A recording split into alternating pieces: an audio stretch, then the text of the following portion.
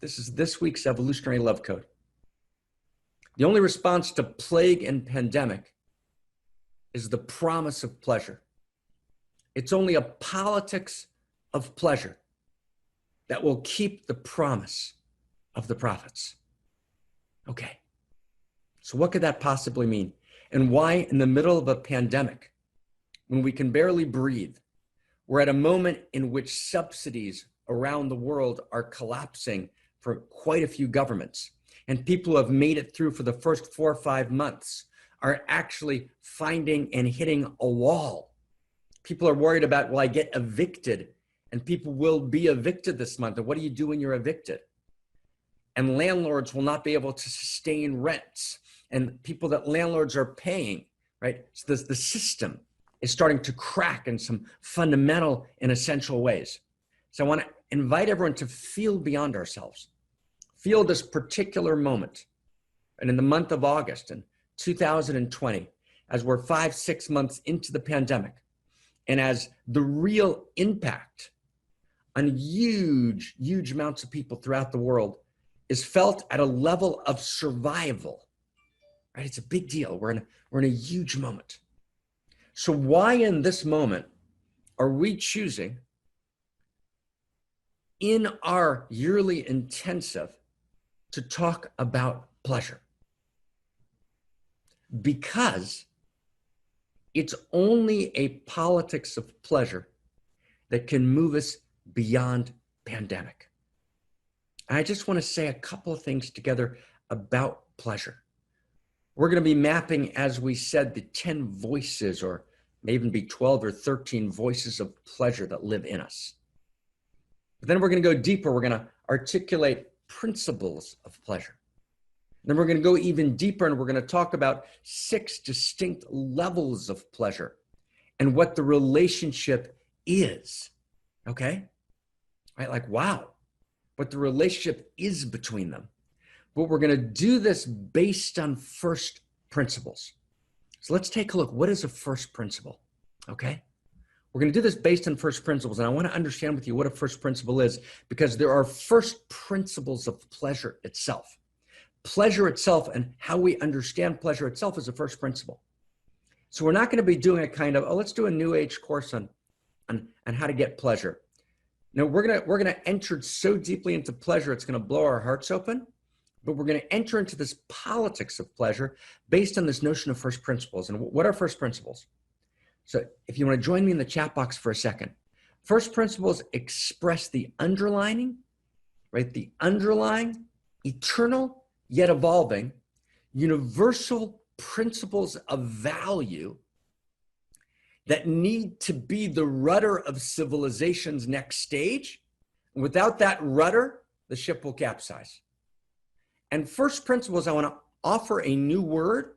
Are you ready, everybody? Who's with me? Who's with me? Are you with me? I want to offer a new word. Are we together?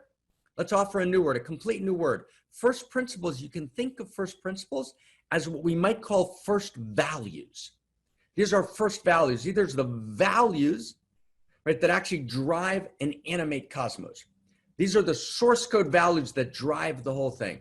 So these first principles, you can also think of, we can write this in the chat box, anyone who wants to, you can think about them as first values. And if you're listening to this podcast now, right, of first principles, this podcast originates weekly, every week in the second hour of our broadcast, One Communion, One Love, Many Paths, One Mountain, which means I occasionally talk to people in the chat box, right, who write and we talk to each other. So let's grab that phrase in the chat box, first values. Isn't that a great phrase?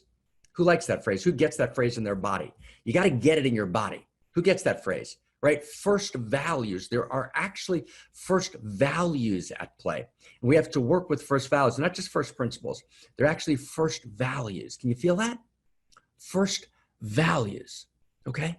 So first values are urgently needed, personally and collectively, to respond to the catastrophic and even existential risk that challenges us, invites us, and demands our response at this moment in time. And first principles, our first values are ancient, time-honored, venerable, even as they are evolutionary, emergent, and new. Now, have you noticed, friends, that, for example, the conservative world all over the planet has hijacked values? Liberals don't talk about values, right? The conservative world talks about values. That's a mistake. Values are not owned by a particular religion or nation. There's a shared value, right? Reality has value. That's the first realization, that reality has value. And that reality itself is an evolution of value. Does everyone get that? Reality has value, and reality is an evolution of value. So let's say that love is a value. Now, the way you know that something's a value, I'll tell you how you know. When you experience that value, here's the litmus test. When you experience that value, life has self-evident meaning. And you don't experience that value and say, why am I alive? I'm not sure. I'm so confused. I'm in existential angst. Let me go to my therapist and, right? No, it's not that you shouldn't go to your therapist. Maybe you should, maybe you shouldn't. It depends, right? But at a certain point in life, a therapeutic process for most people is super valuable and beautiful. But it's deeper than that, right? It's deeper. Life, when you're in a genuine value, life has self-evident meaning. Reality has self-evident meaning when you're participating in that value. So here's the sentence, okay? Reality has self-evident value when you're participating in a genuine value of reality. So you know it's a genuine value because when you're in it, it's not instrumental, meaning it's not for the sake of something else. It's not a means to an end. When you're in a value, now here's a big sentence. If anyone wants to catch this in the chat box, when you're in a value, detour and destination collapse into one. Or I'll say it differently. When you're in a value, means and ends collapse into one. Does everyone get that? There's no means to an end when you're in a value, right? When you're in a value, the path is the destination. Can anyone catch that? Who can catch that? Can you feel it in your body? Right? So pleasure is a value. This is really important, right? Pleasure is a value. Human beings are motivated by pleasure, but not only are human beings motivated by pleasure, reality itself is driven by pleasure. Now, I want to get this clear. I love Rocky Road ice cream. I love Rocky Road ice cream. And Rocky Road ice cream is one of the great purposes of reality. But that's not what I quite mean by pleasure. Right? Rocky Road ice cream points to something, though. It points to the goodness of reality. And the goodness of reality incarnates as pleasure. So atoms, and we'll talk about this tomorrow, atoms are allured to each other. Right? Atoms are pleasurably allured to each other. And there's what we're going to refer to tomorrow as a quantum hedonism that drives all of reality. And by hedonism, I don't mean hedonism, Hedona. I don't mean the superficial search for the most vapid and vacuous of material pleasures, but rather that material pleasure points towards the deeper inner core of reality itself. Human beings are driven by pleasure. Animals are driven by pleasure. The molecular atomic structure is driven by pleasure. Galaxies are driven by pleasure. If you actually get the leading edge implications of the sciences, and you get that reality is allurement to pleasure all the way up and all the way down, and you get that the movement towards the strange attractor that invites you to your deepest pleasure is actually an expression of evolution awake in you in person, you get that pleasure is the value that drives all of reality. Now, when you actually get that, when you have access to it for real, now, of course, you have to cultivate discernment around pleasure. What actually gives you pleasure? What truly creates pleasure with this stunning aftertaste? What pleasure actually blows your heart open and makes you feel like reality has self-evident value? When you've had that pleasure, when you're having that pleasure, the question of the meaning of life falls away. You're in the goodness of that pleasure, and it leaves a stunning aftertaste. That's how you know it's a genuine pleasure. 2 litmus tests. One, it has self-evident, self-validating. It's not for the sake of something else. When you're in that pleasure, it's obvious you're participating in a reality that's intrinsically meaningful, that's intrinsically good. You're no longer searching for purpose. That moment is purpose by itself. And number 2, it leaves the stunning aftertaste. You feel great afterwards, right? It glows, right? It unfolds. It gets deeper. It's more beautiful in the memory often than it even was, right, in the realization. Right? The memory gets deeper and it shimmers and it gets more and more gorgeous. Wow. Now feel this with me for a second. Feel this with me for a second. And we're going to go into this really deeply tomorrow, and we're going to go into it deeper and deeper every day. If I actually realized that reality is for pleasure, and that every human being is ensheathed in skin, and skin is filled with billions of nerve endings in order to allow for the experience of pleasure. And that actually consciousness, which has no correlate in obvious physical reality, but color, which is an expression of consciousness, and the movement towards the beauty of flowers, which is an expression of consciousness. There's no correlate in physical reality. Descartes didn't know what to do with color. But actually, reality moves towards ever more beauty, ever more pleasure, joy, and beauty. Pleasure, joy, and beauty. That was the great trinity of the Kramas in Kashmir Shaivism. Reality moves towards pleasure, joy, and beauty. And the more we cultivate our discernment, the more expanded, the deeper, the more wild, the more ecstatic, the more pulsing, the more dripping, the more throbbing. On every level, intellectual, emotional, spiritual, existential, psychological, our pleasure is. If I really know that truth, it's not intellectual.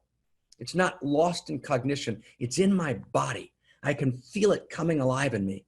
Is it really okay with me that 2 billion people in the world don't have drinking water? Is it really okay with me that as I'm getting my Amazon goods at my home, I'm ordering things from Amazon in the middle of the pandemic, that the people working at Amazon are getting paid $14 an hour? Right, and working in horrific conditions, as my dear friend Jeff Bezos just hit, the next 150 billion? Really? Is that really all right? Is it really okay that actually this beautiful woman in India, right, that has 7 children, is sleeping in a wheelbarrow with 4 other women in Old Delhi, along with tens of thousands of other women tonight? Is that really okay with me? Or is my pleasure narcissistic? Is my pleasure really just about filling up my own emptiness? When I'm really in my pleasure, friends, it's not narcissistic. When I'm in my pleasure, right, I deeply desire to pleasure you. That's the 3rd litmus test of genuine value of pleasure. When I'm in a genuine value, I don't want it for myself. I want to give it to everyone. And when I'm in love, and when I'm madly, wildly in love, I want to love reality open. When I'm in goodness, I want all of reality to experience goodness. When I'm in beauty, I want to share that beauty as wide and far and as deeply as I can, right? When I'm in pleasure, I know that pleasure is the birthright not only of myself, it's the birthright of every human being. And let me expand the circle of every animal, right? Right? Buddy deserves pleasure, right? Right? In old age, right? Oh my God, Buddy's the name of a dog, Christina's dog. Wow. You deserve pleasure. You deserve pleasure. You deserve your body to be loved open. You deserve a caressing hand to run back your naked back, run down your naked back and blow your heart open.